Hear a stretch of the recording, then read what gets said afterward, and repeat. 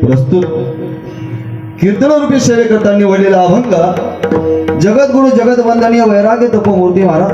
पाचवा वेद, 4 वेद हे झाले, 5वा तुकोबा आहे. से महान विभूती संत श्रेष्ठ वैष्णवांचं भूषण.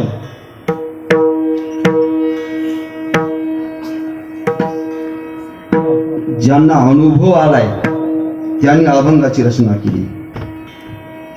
ज्यांना काय मिळालंय, मिळालेलं जे आहे का ते याच्यामध्ये विद्यमान. असं 3 चरणाचा अभंग तुकोबाराय यांचा आज अखंड नाम सप्ताहामधील.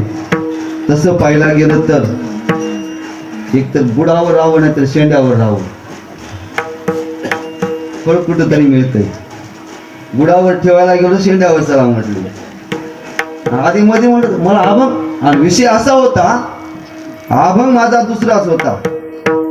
आमच्या गुरुजीनं म्हटले हे अभंग घ्यायचं आहे आणि ह्याच मग अभंगावर कीर्तन करा. म्हणजे आम्ही महाराज म्हणतो म्हणजे अभंग जोडून तुम्ही आणताना काही बोलताल म्हणजे पाठांतर करून काय द्यायची किंमत आहे का म्हणजे तुम्ही द्या म्हटलं. दुसरा तुमच्या मनानं शोधून द्या, फक्त आम्हाला कागदावर देऊन द्या. काय विषय. आणि याचा एक अभिमान आहे. हे खरं सांगायचं म्हणजे आमच्या ताईला विचार आता. तुका म्हणे भार घातलिया वरी होईल कैवारी नारायण. अहो एकदा जर मोकम करो ती वाचाल पंगू लंग येते यात कृपाम तमा वंदे. कुणाची कृपा पाहिजे महाराज. होता कृपा तुमची कशी बोले वेद, हो निर्जीव चाले भिंती महिमा आघात. अशा सद्गुरु सारखं उभा राहिल्यावर मला काही भीती नाही. हो कोणता अभंग आणा, दगडावरला आणा ना कोणता आणा, खडकावरला, पाण्यातला आणा. श्री गुरु सारिका असता पाठी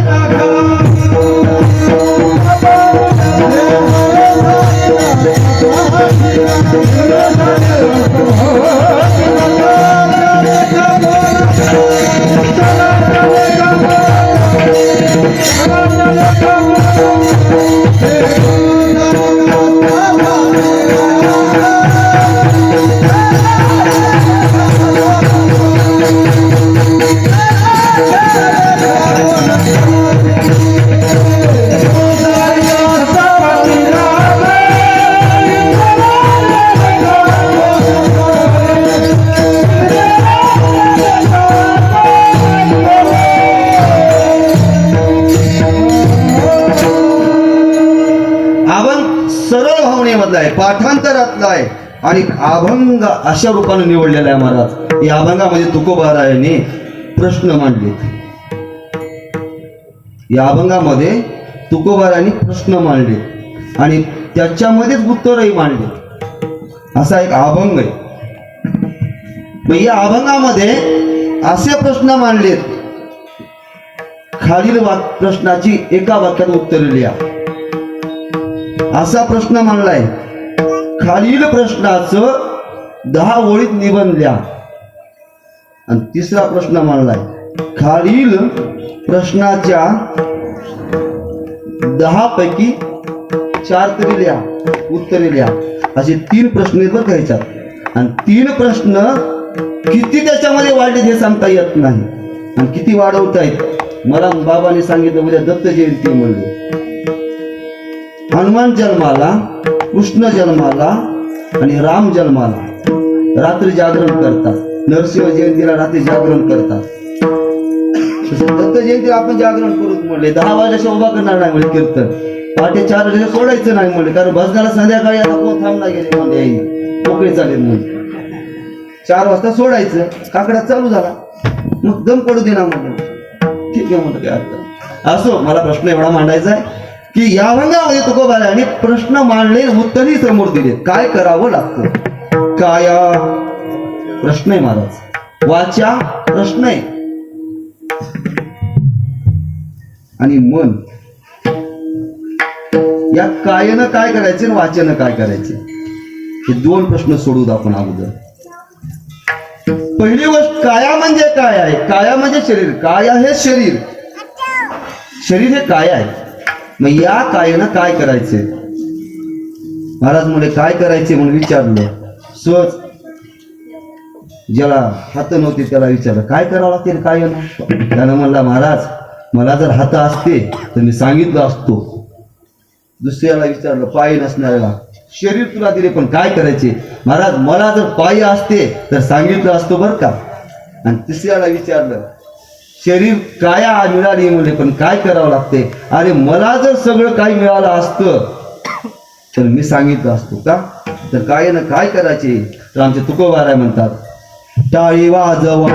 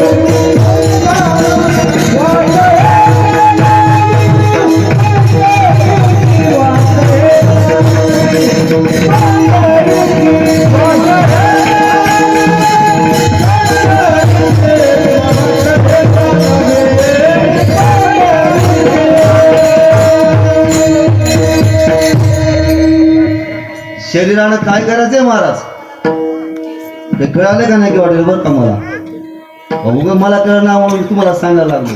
पण त्याच्यात अनुभव तुम्ही टाळी वाजवावी गुढी उभा राहावी वाटते चालावे पंढरीची वाट चालवायची महाराज आपल्याला. पंढरीची चालवा गाणगापूरची चालवा दत्त मंदिरात नांदगावची चालवा. आता पुढे येईल शेत कुठली वाट चालवायची देवाच्या जवळ जायचंय या शरीरानं. आणि शरीरानं जर देवाच्या जवळ जाता नाही आलं तर तुमचं काय उदंडची झाली जन्मोनिया मेले होवनिया गेले रावरंत महाराज. त्याला विचारलं म्हणजे काही झाले का म्हणले तुम्हाला काहीच नाही. अहो म्हणजे काय सांगावं फलाला माणूस गेला अहो म्हणजे कधी जन्माला होता माहितीच नाही. जन्माला कधी आलाय आणि कधी मेलाय त्याला काहीच कळालं नाही का. म्हणजे आता आणखीन अनुभव येते बरं का. आमच्या बाबाकडे गेले येते भरपूर. म्हणजे ते ना म्हणे तुमच्या घरामध्ये पितृदोष लागलाय. म्हणजे बरोबर आहे. मग नाताला विचारलं म्हणजे आजोबाचं नाव काय होतं. नाताला विचारलं तुम्हाला माहिती आहे ना तुमच्या आजोबाचं पंजोबाचं. मग काही हरकत नाही. आजोबाचं नाव काय होतं विचारलं. बाबा म्हणजे आम्हाला काहीच माहित नाही. म्हणजे तुमच्या आजोबाचं नाव तुमची इष्टटीवर ज्याच्यावर खाऊ लागला त्या आजोबाचं नाव जर तुम्हाला माहित नसतं तर त्या देवाचं नाव कसं करायचं.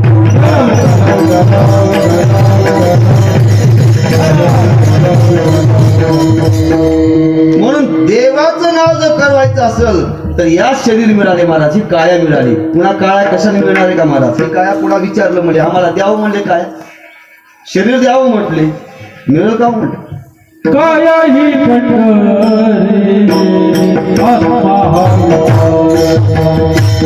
काया ही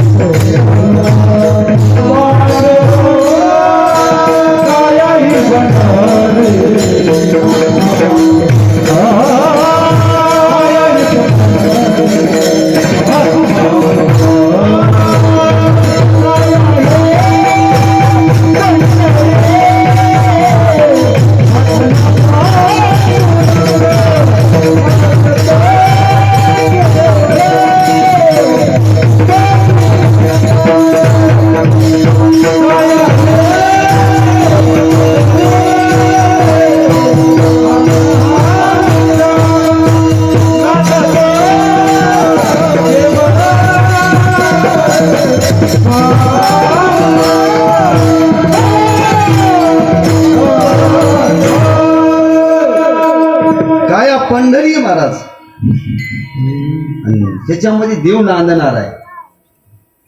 आणि या कायेनं काय करायचं हे माणसाला कळालं पाहिजे. पण महाराज ह्या कायला खूप सांभाळतात बरं का. काय काय लावतात ती काय काय नाही मला माहित नाही बरं का. थोडं आम्ही बघण्यात थोडं बघण्यात आहे. पण या कायेला काय पाहिजे हे मधल्या मनाला कळतंय. पण जोपर्यंत या कायेला काय पाहिजे हे मनानं जर विचार केला, ह्या कायेला जे लागते ते देत नाहीत, तेव्हा म्हणावं की हे देव आपल्या सानिध्यामध्ये आलं. त्याचे उदाहरण आहे महाराज, दडदडीत तुम्हाला सांगा. आता मी सहज बाबांनी फोन केला, मला गोपाळ महाराज कुठवर आला. बाबा मी अहमदपूरून निघालो म्हणलं तर इथं पुलाखाली आलो म्हणते बरं का. थडल्याला माझा शब्द आहे आणि निघतोय मी अहमदपूरून. पण हे शरीर आहे काया. बाबा सकाळी 9 वाजता बसते. 9 वाजता बसल्याच्या नंतर गोपाळ महाराज आल्यावर थोडं काहीतरी खावं. ती यायला लागल्या तिथून आपल्यासाठी काहीतरी थोडं खावं गोपाळ महाराज आल्यावर. काया शरीर हे 9 वाजल्यापासून 4 वाजते. गोपाळ महाराज 5 वाजते. कुठवर आला शरीर कुठवर सांभाळते 5 वाजेपर्यंत. आणि 5 वाजल्यावर महाराज आल्यावर कुणामध्ये राहता सगळंच गेलं. आता म्हणजे 5 वाजेपर्यंत जर त्या कायाला त्यांनी माझ्या वाटेसाठी जर काही खात नाही. एक उदाहरण आहे महाराज, अनुभव आले म्हणून सांगतो बरं का मी.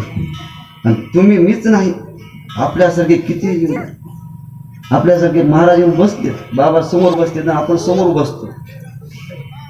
बाबाने सकाळी चहातून बाहेर आले तर माझ्यासारखे किती लाईनीमध्ये बसून पुढे दर्शन करून गेले. बाबांची कायेचा विचार केला म्हणजे खरंच कायला बाबा शरीराला काही होईल का नाही, काही म्हणजे अवघड काही बसणं उठणं काही. म्हणजे त्यांना असं वाटतं की माझी ही काय आहे, तर माझी ही काया कुणासाठी वाहिली.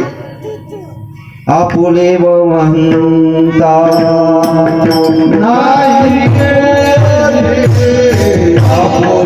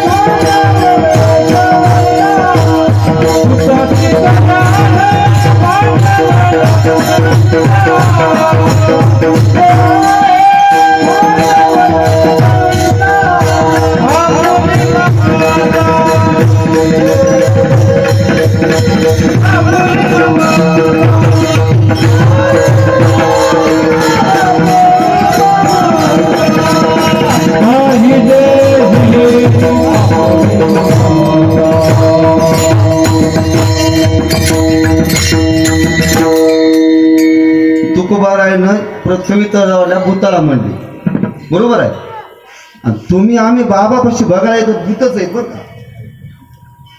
सकाळी बघितलं असतं आरतीला नक्की. अहो हे भूतच अंगात येते तिथं आणि त्यांची दया कुणाला येते, आमच्या बाबा. आणि त्या दयेमध्ये विचारलं बाबा काय आहे हो. आता धड तिकड खालचं उदाहरण मला कीर्तनच करायचं एवढ्या शब्दावर काय इथे. आता थोडासा ते न म्हणले बाबाला जरा सांभाळ, बाबाला सांभाळा जरा. मी म्हणलं आतापर्यंत होतो, पण एकदा ती बाबाची अवस्था पाहिली की आता सांभाळणं अवघड आहे. का देहदेवाचे करणे देह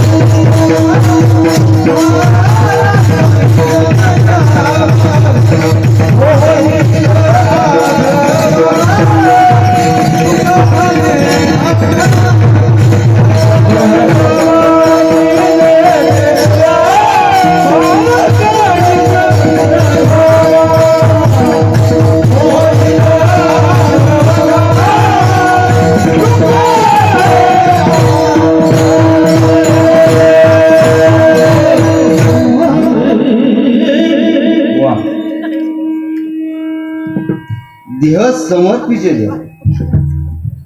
खरंच सांगा, एवढ्या अवस्थेमध्ये बाबाने काहीचा विचार केला नाही. कालची अवस्था आहे. आता मागलं उदाहरण द्यायला सांगायला पटायला पाहिजे ना लोक आहे जुने ते आताच सांगूत की बरोबर आहे का. कालचं उदाहरण तर खरं सांगा बरं, माळी किती जणांना घालायचे होत्या काल बाबाने तेवढं बोलले.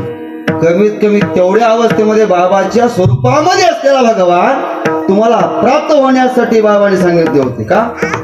म्हणले हे कुणाला दया येते हो, कुणाला दया येते सांगा. एक उदाहरण देतो बरं का. लहान लेकरू होतं आणि बापाजवळ गेलं आणि दादा दादा बाबा आणि एक काम करा की का मला थोडं दुकानाला जायचे बिस्किट आणणार आहे 10 रुपये द्या की. आता पोटचं आलेलं लेकरू त्याला बिस्किट आणायला 10 रुपये बापाने मागितले लोकांनी बापाला. मग 10 रुपये द्यायला बाप 10 वेळेस विचार करायला लागला, देऊ का नको देऊ का नको देऊ का नको का. शेवटी दिलं ना. मग बापाची लोकांना दया येईल ना. हे तर कुठले कोण आहेत हा. कशामुळं येतो से कळवळा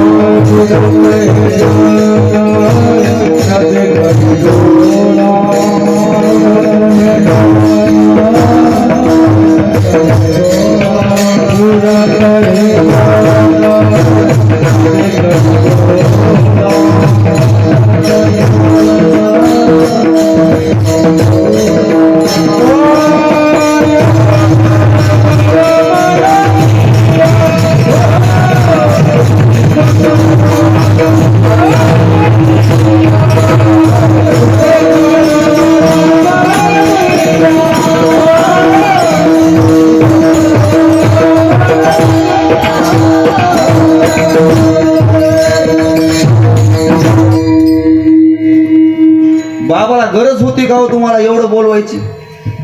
आता खरं सांगा, माळ घातलेल्या लोकांना विचारा दिवसामध्ये किती नुकसान होते, किती खर्च होते.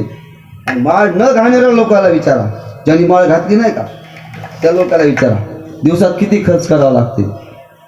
ही फायदा कुणाला आहे. म्हणजे हे तर आणखी एक सोडून द्या. आता त्याच्यामध्ये आणखी एक दुसऱ्या दृष्टांत देऊ आपण. हे मंदिर इथं उभा नाही झालं असतं एक समजा बरं का. भजन कोणी केलं असतं का इथं. त्या माळावर भजन कोणी केलं असतं का. मग ह्या लोकांना भजन गाण्यासाठी म्हणजे हे बुडायला लागले लोक नाश पावला लागले. म्हणजे हे कुठंतरी आडमाराने भरले जग भरले. म्हणजे ते भात शेवण्यासाठी आपण काय होत म्हणजे काय हे सगळ्यासाठी मला विचार केला. म्हणजे उभाच करायचे मंदिर म्हणून नामचिंतन घडायला लागले. नामामध्ये काय ताकद आहे, नामामध्ये काय ताकद आहे हे भजन केल्याच्या नंतर काय कळते महाराज. हे भजन करावं लागते. कमीत कमी एकदा राम म्हणायचं, 2दा म्हणायचं, 3दा म्हणायचं. काळी 1 वर म्हणायचं, पुन्हा काळ्या 2 वर जायचं आणि पुन्हा पांढऱ्या 5 वर जायचं. बरोबर आहे का महाराज. मला ते कळत नाही बरं का, मला अनुभव नाही. पांढरी 5 वर गेलं की मग मात्र देव दिसते. कवर दिसत म्हणजे माझं बोलणं कळालं का. परापश्यती मध्यमा वैकरी ज्यावेळेस वाचा परिपूर्ण झाल्या त्यावेळेस मग म्हणायचं. पण महाराज तुम्ही आमची वाचा कशी आहे हो काय सांगा महाराज. आमचे ज्ञानोबा हरिपाठात म्हणतात अनंत वाचाळ परळती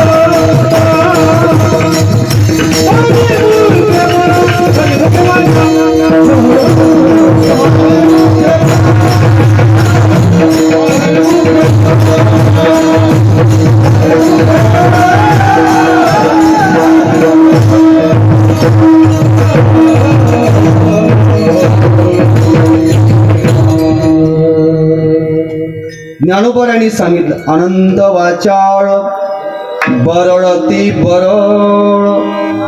म्हणले नुसतं बोलते म्हणजे. आणि एक जण खरंच आहे महाराज सहज योगायोगाला माझ्या गाडीमध्ये एक मनुष्य बसला. मनुष्य म्हणतो बरं का मी त्या व्यक्तीला. आणि ते मनुष्य होता महाराज. त्याच्या गळ्यामध्ये 4 माळी होत्या. रामाची, कृष्णाची, अलग लक्षात, रुद्राक्षाची, आणि त्याच्यामध्ये आणखी दोऱ्याची होती. दोरा 4 माळी होत्या. 4 माळी बसल्याच्या नंतर सहज योगायोगाने त्यांची मुलगी एक सोबत होती, पत्नी एक होती पाठीमागं गाडीत. रिकाम्या गाडीत सोबत काय करायचं. बसले त्यानंतर सहज विचारलं म्हणजे महाराज कुठवर आलं. म्हणलं लातूरला चाललोय. म्हणलं कुठं. आमच्या बाबाकडे चाललोय. म्हणलं कसं काय. म्हणून करमाना गेले म्हणून. एवढं डीजे जाऊन जात असते का म्हणले. म्हणलं कसं काय. म्हणून तुम्ही कशाला चालला. म्हणजे आम्ही जरा चला म्हणजे घर बघायला. म्हणजे फुकट कशाला चालला. म्हणजे घर बघायला चालवतं गाडी घेऊन जाणं मजा. गाडी कशाला फुकट चालवं. ठीक आहे. बसल्या त्या माणसानं मला विचारलं बरं का. महाराज म्हणले खरं सांगा म्हणले देव करून काय मिळते. मी त्याला विचारलो. म्हणलं एक सांगतो बा म्हणलं. आमचा बाप पायी चाललाय. आमच्या बापाच्या खांद्यावर झोळी होती. आणि विशेष असा अनुभव आलाय म्हणलं मला. त्यांनी केलेलं जे कर्म आहे फक्त त्यांच्यावर जगायला लागलोय. आज माझ्याकडे गाडी म्हणलं. हे अनुभव कुणाचा आहे म्हणलं. पूर्वजाचा आहे. आणि ज्याच्याकडे चाललोय त्या बाबाने मला पोटाला खायला दिले म्हणलं.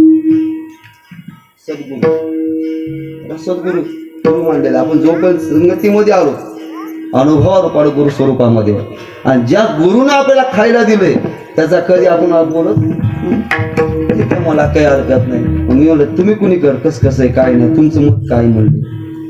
मी म्हणलं एवढं मला देवाने दिलंय म्हणलं. ठीक आहे. मग भानगड अशी झाली की महाराज तेवढ्यामध्ये त्या बापाला फोन आला त्या मुलीच्या. आणि अशाला असं आपल्या आजीला थोडंसं खायला किती द्यावं भाव भाकरी. पुन्हा विचारते सुनूबाई आपल्या आईला किती भाकरी द्यावी लागते. म्हणजे मोजून अन्न द्यावं लागते का म्हणलं तुमच्या आईला. मी विचारलो बरं का सर. आणि कसं काय. म्हणजे जमत नाही म्हणजे चतकोर भाकरीच्या वरी तिला जमत नाही म्हणजे. तिला अर्धी खायची झाल्यावर म्हणजे 4 माळी घातला म्हणलं तुम्ही महाराज. आणि 4 माळी घालून जर माई सोबत असे संगती करत असताल तर 4 माळीचा काय अर्थ आहे. न घातलेल्या बऱ्या. त्याच्याही पुढे सांगितलं 100 पोरं बघितलं म्हणले पण पोरीनं लग्न केलं नाही का. आलेला सोयरा नापसंतच करू लागला. म्हणलं कस काय. म्हणलं एकच कारण आहे म्हणलं. मी आतापर्यंत बघितलं म्हणलं दुसऱ्या मुली असत्या पण ह्या मुलीच्या डोक्यावरला पदर उतरला नाही म्हणलं. तिनं तोड काही काढली नाही म्हणलं बाजूला.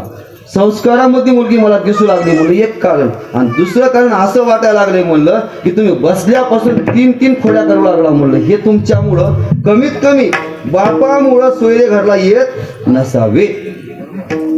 बापामुळं सोयरे घरला येत नसावे. सगळ्यात जर वाटोळ असेल तर महाराज तेच आहे. आणि त्याच्यामध्ये आणखीन पुढे जाऊन एक सांगतो.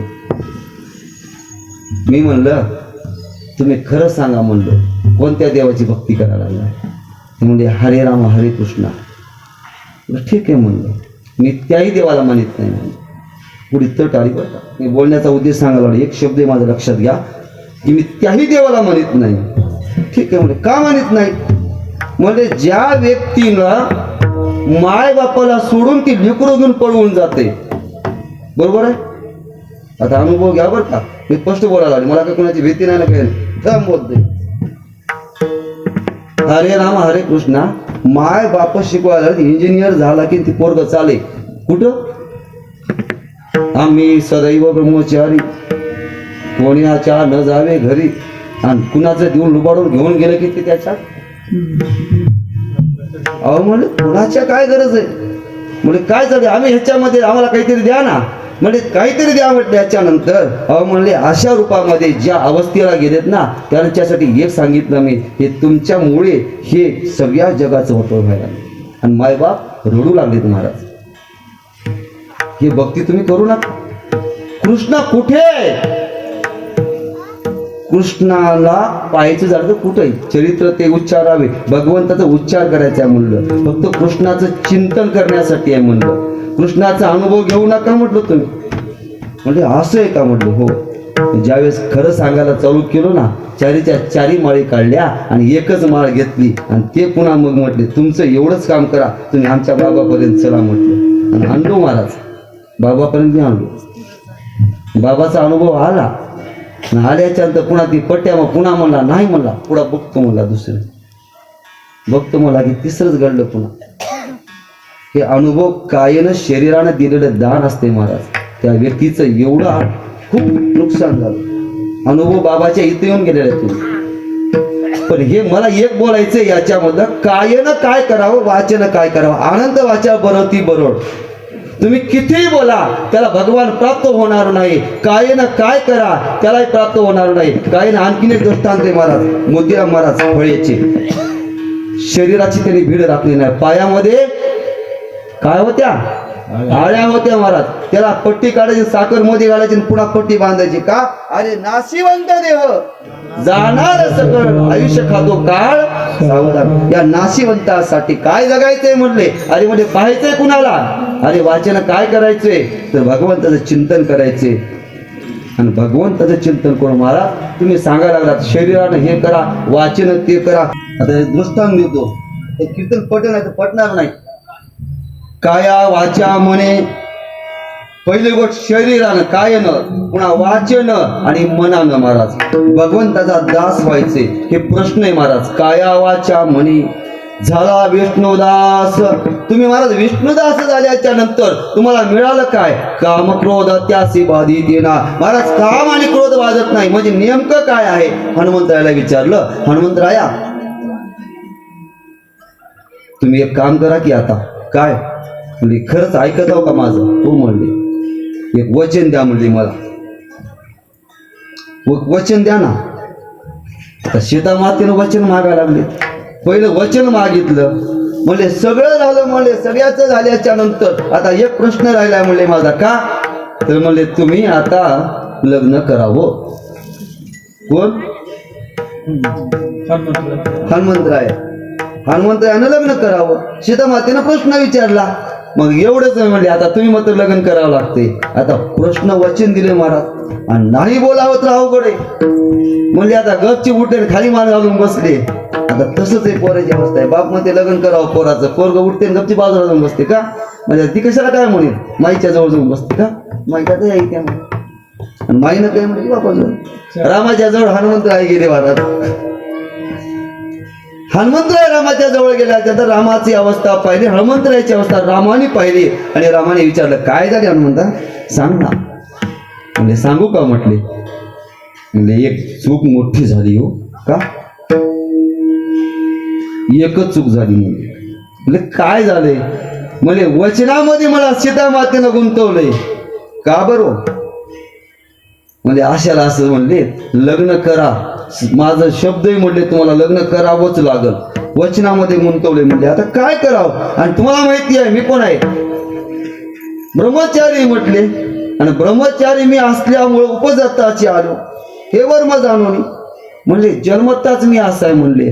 आणि माझं लग्न करावं असं सीता मातेने विचारलंय म्हणले. ना आता खरं सांगा कसं करू? म्हणले जाऊ दे. म्हणजे काय काळजी करायला लागला रे म्हणले. म्हणले आहे ना पाठीमाग काय?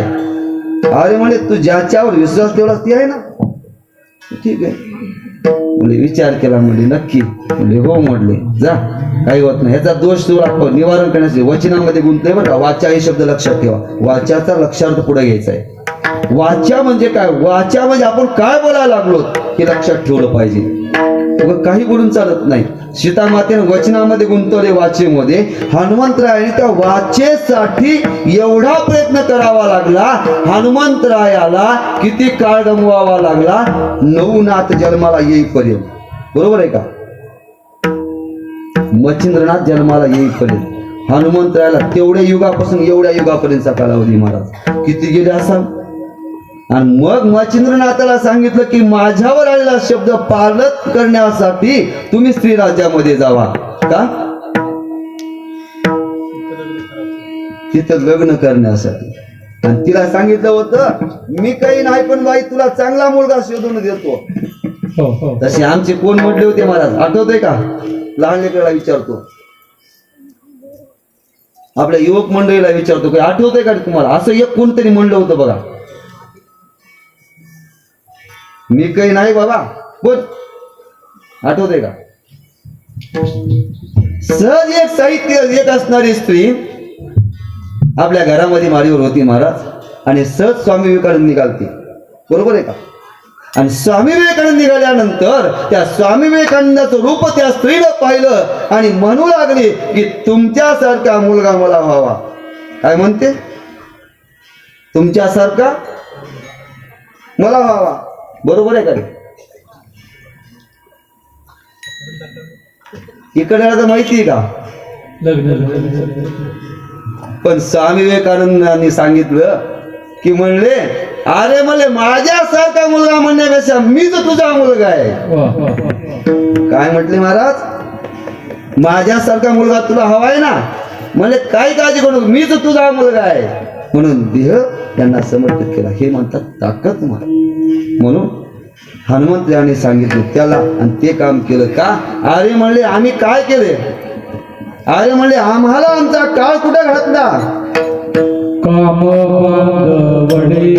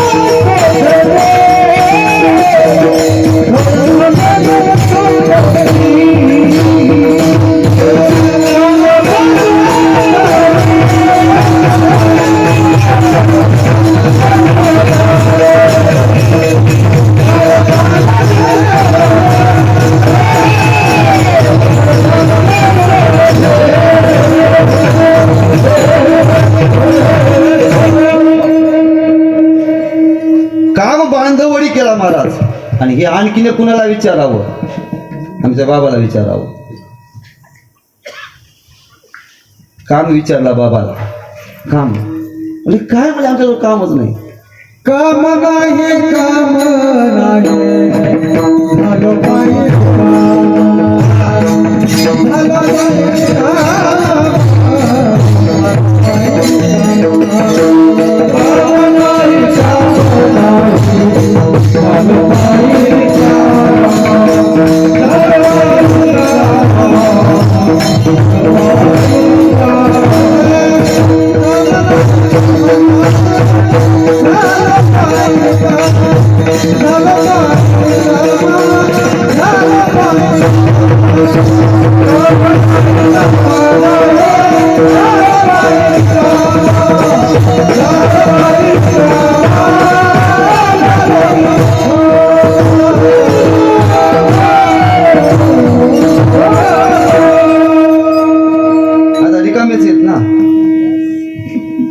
आताच नाही, पहिलेच रिकामे होते. निघाले गावाला की निघाले बाहेर फिरत फिरत. पहिल्यापासून काम नाही. आणि जिथं काम नाही तिथं क्रोध नाही महाराज. कामाचे नाही ते क्रोधाची काही सारे येते कैसा भांडण. बघा यांचे पुढे निघाले. आता विषय घ्या. आता ह्या व्यक्तीकडे आपण आलो दिवसभरामध्ये, दिवसभर बसून आहे आणि बसून असलेल्या व्यक्तीला त्याने कधी चिडचिड केले का म्हणले? एवढे जण थांबलात म्हणले, मी कुणाचं बघू म्हणले, हे तुम्ही द्यायला लागला का म्हणले, मला काय गरज आहे म्हणले. म्हणजे त्याला कामही नाही, तिथं क्रोध राग त्याचा कशाला येलो महाराज? रागही नाही त्याला, प्रेमच आहे निर्माण तयार होणार आहे. एक एक शब्द वाढत जाते महाराज आणि आनंद एकदा निघाला की निघालाच. म्हणून तिन्ही वस्तू त्यांच्या जवळ आहेत, म्हणून कामही नाही, क्रोधही नाही, याच्यावर विजय मिळवला. म्हणून यांचंही आपल्याला दृष्टांतामध्ये उदाहरण घेता येतील महाराज. विठाला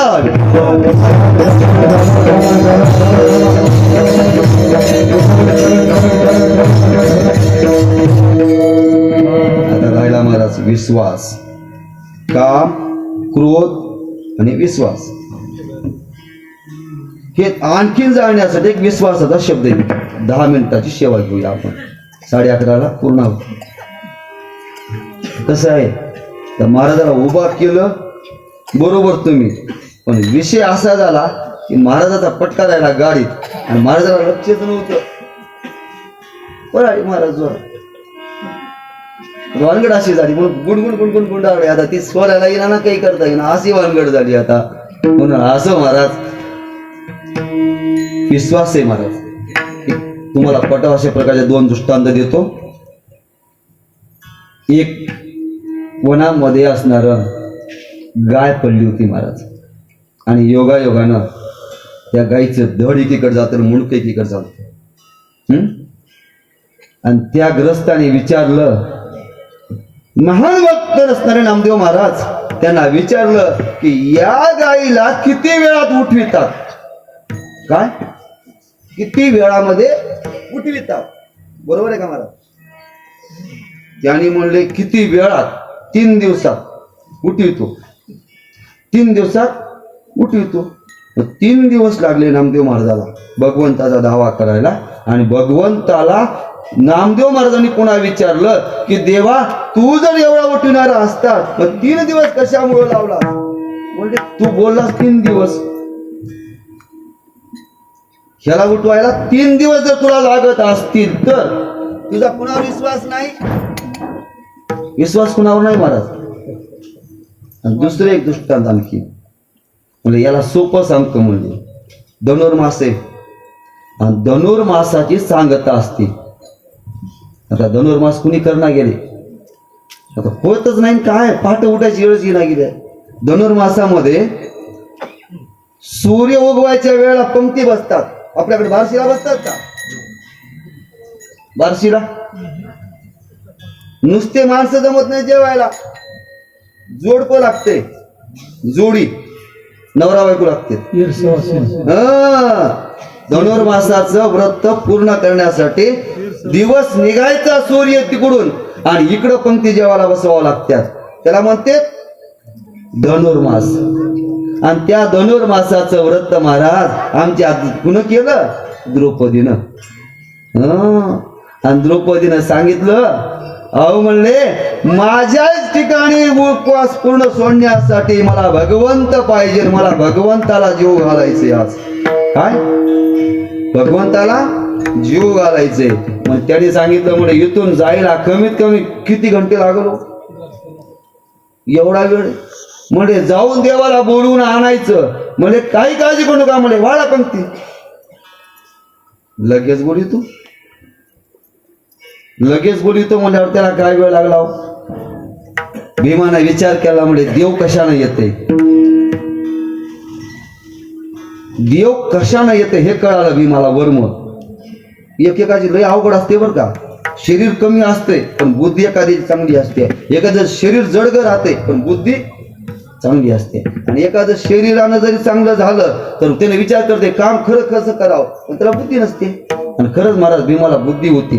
अर्जुनापेक्षा चांगला विचार, बुद्धिवंत होता महाराज. आणि खरंच अनुभवातून सांगतो, श्रीमद भागवतामध्ये सुद्धा विशेष आहे. सगळ्या स्वार्थ बघितला, सगळ्यांना स्वार्थ बघितला. अर्जुनाने स्वार्थ बघितला, धर्मराजाने स्वार्थ केला, नकुळाने स्वार्थ केला आणि सहदेवाने स्वार्थ केला. पण आमच्या भीमाला स्वार्थ करता आला नाही का? जे भीमशिळा म्हणतात का, ती जर शिळा भीमानं जर टाकली नसती तर द्रौपदीला पहिलीकडे जाता आला असतं का? मग भीम बुद्धिवान का कसा? बुद्धिवान होता. मग भीमानं विचार केला देवाला आणायचंय, गदा हातामध्ये घेतली आकाशामध्ये विरकवली महाराज आणि हाक मारली, देवा श्री अनंता मधुसूदना पद्मनाभा नारायणा जगव्यापका जनार्दना आनंद घना अविनाशा. हे देवा, गदा वरी गेली आहे आणि ती गदा खाली येईपर्यंत तुझा भीम जर पाहायचा असेल तर ताबडतोब जेवायला ये. काय भीमाला जर वाचवायचं असेल तर जेवायला ये. महाराज कशाचं काल आहे, अंगाचा घाम जाता जसा महाराजाचा जातो का तसा कालचा. देवाला वाटलं म्हणले आता जर मी नाही केलो, उशीर केलो तर मग तर भीम मला ठेवणार नाही. भीम गेल्याशिवाय राहणार नाही, माझं पण खरं होणार नाही. मग त्या भीमानं तेवढ्या असणाऱ्या बुद्धीमध्ये गदावरून खाली येण्याच्या आत देव तिथं हजर. मग विचार करा, भीमाचा विश्वास कुणावर होता? देवावर. मग काही वेळ न लागता जर देवावर विश्वास ठेवून देव कार्य करतो, हे निश्चिम भक्ती कुणावर आहे महाराज? साधकान कुणावर ठेवायला पाहिजे? देवावर. तसं तुमच्या बाबाची भक्ती. तर कसं काम होत नाही तुझं बघून जा म्हणली आणि खरंच महाराज. आणि ते ना आनंद जर वाचा बोलत गेले असते तर आजपर्यंत एवढं झालं असतं का? झालं नसते, मंदिरे झालं असतं. म्हणून त्यांची निश्चिम भक्ती ज्या भक्तगंतावर आहे ते आज नाही केलं, आता करायलाच पाहिजे. त्याने ठाम मांडून बसू द्या, आताही बसू द्या, इतक्यातही बसू द्या. असला मंडप उभा करतो, किती वेळ लागेल उभा करायला? आता बसू द्या. हेच मंडप असाच उभा करायचा, किती दिवसात होईल? अहो फक्त त्यानं हाक मारून ठाम मांडून बसू द्या. देव किती वेळात करते? काहीच वेळ लागणार नाही का? अरे त्या देवाला माहिती, ज्यानं माझ्यावर भार टाकलाय ती निवांत राहिलाय महाराज. तुका मन भार घातले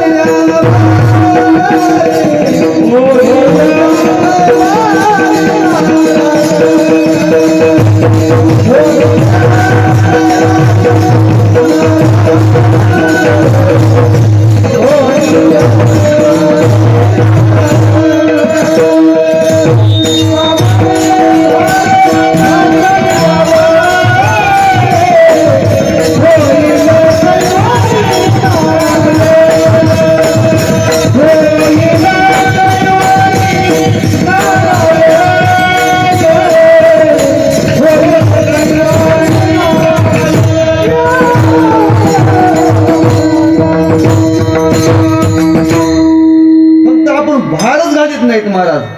का काम करीत नाही हो? आणि खरंच आहे महाराज, तुम्ही फक्त म्हणा काय होत नाही म्हणले, बघूत म्हणले. काय होत नाही म्हणले, देवाचं नाव घेतल्यावर काय होते, कसं होत नाही बघूतच म्हणले. सहज आहे हो. अहो तुम्ही आम्ही म्हणायला पाहिजे, नाव घ्यायचंच ना देवाचं. त्यामुळे किती काही आपण त्या भावनेला जायच नाही गेलो. तो ज्ञानोबारायाने सांगितलं ज्ञानेश्वरीमध्ये, श्रीमद भगवद्गीतेमध्ये ज्ञानोबारायाने 4 भक्ताचं वर्णन केलं. आता एक सुर भावनेमधून निघून जातो. अर्थ अर्थार्थी जिज्ञासू आणि ज्ञानी. अर्थ भक्तीने विचार केला म्हणजे तिथपर्यंत मी जातच नाही. अर्थार्थीने विचार केला दिल्याशिवाय जात नाही. आणि जिज्ञासूने विचार केला की मला त्याच्यापर्यंत जायचे पण मार्ग सापडत. मग त्यावेळेस विचार केला की म्हणजे तुला खरंच मार्ग सापडायचा असेल ना, एक काम कर, कै मी उद्धार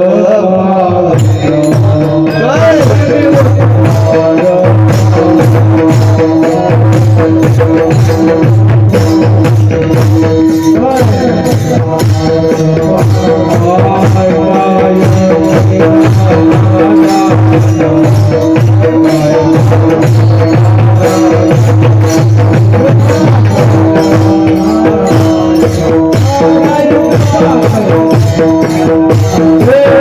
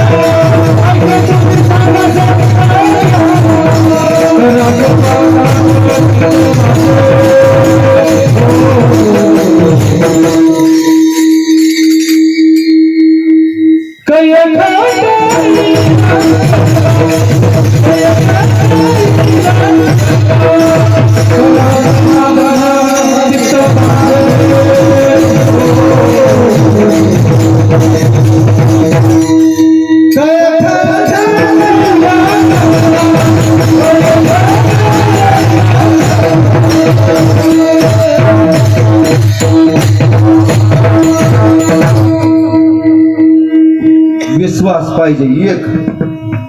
विश्वासाला सांगितलं महाराज, विश्वास तो करी. ज्यानं विश्वास ठेवलाय ना त्याचं काम. मागे पुढे उभा हा विश्वास ठेवला होता, मरू देत नाही. आणि विश्वास ठेवला होता काम केल्याशिवाय राहत नाही. विश्वास ठेवला होता खांबामध्ये प्रगट झाल्याशिवाय विश्वास ठेवला होता पर्वतावरून टाकलं तरी वाचल्याशिवाय राहत. विश्वास ठेवला होता महाराज. असं बोलायला गेला पुष्कळी महाराज. विश्वास आणि काय आहे पाहिजे तेवढं बोलता येते महाराज. अभंग अगणित असणारा शब्द रचनामधला आहे.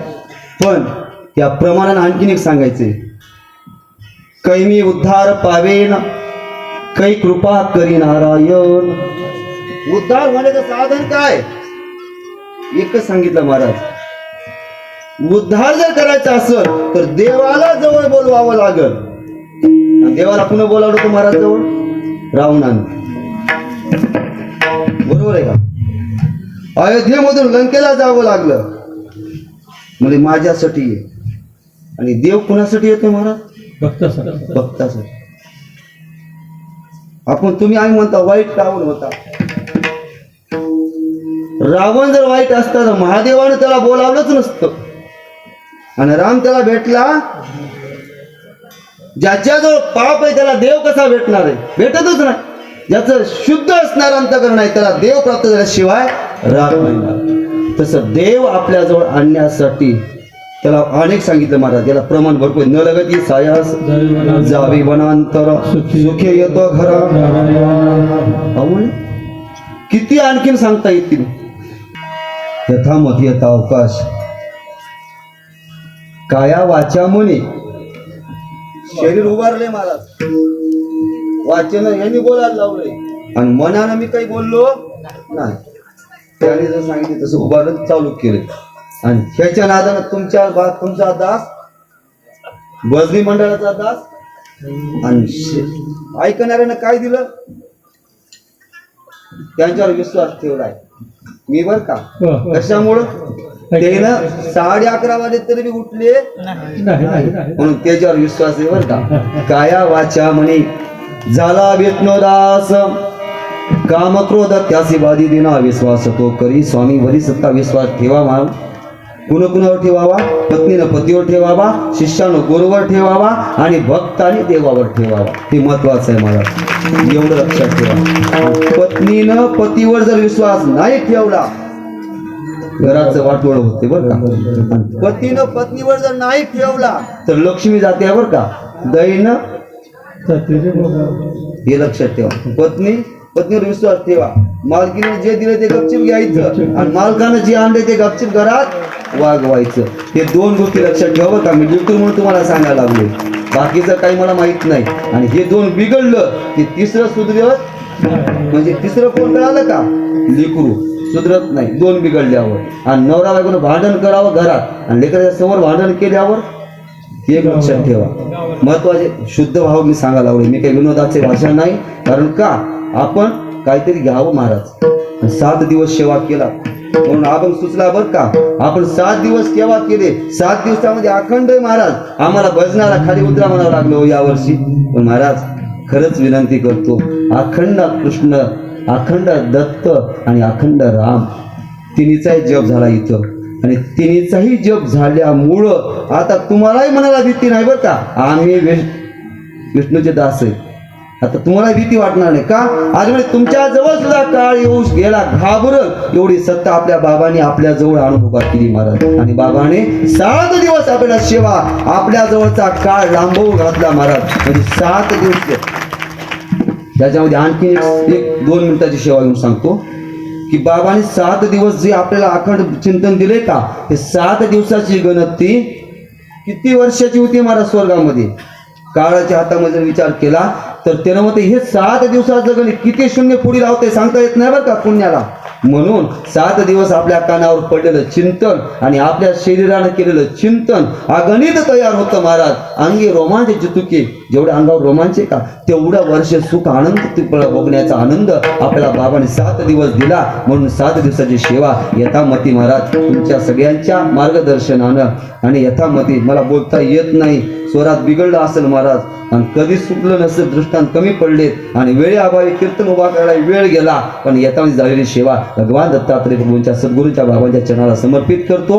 आणि यानंतर यथामती यथा अवकाश तुम्ही सगळे मला माफ करतील. कशामुळं उशीर झाल्यामुळं माफ करतील असं मी तुमच्याकडून ग्राह्य धरतो. आणि शेवला पण विठोबा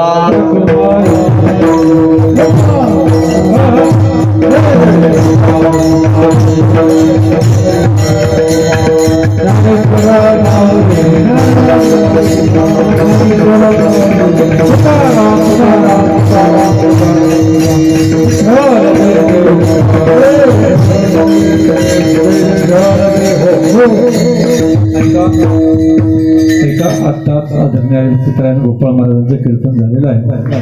काय द्यावे असे व्हावे उत्तराई ठेवीत हा पायी जीव थोडा.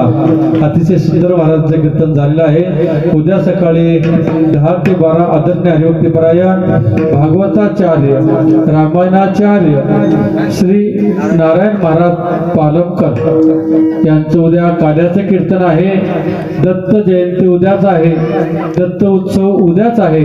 दत्त जन्म उद्याच आहे आणि काल्याचं कीर्तनही उद्याच आहे. सर्व भाविभक्तांना विनंती त्या कार्याच्या कीर्तनाला सर्व भाविभक्त उपस्थित राहून या ज्ञानामृताचा लाभ घ्यावा आणि महाप्रसादाचा लाभ घ्यावा ही नम्र विनंती. बोललेले करून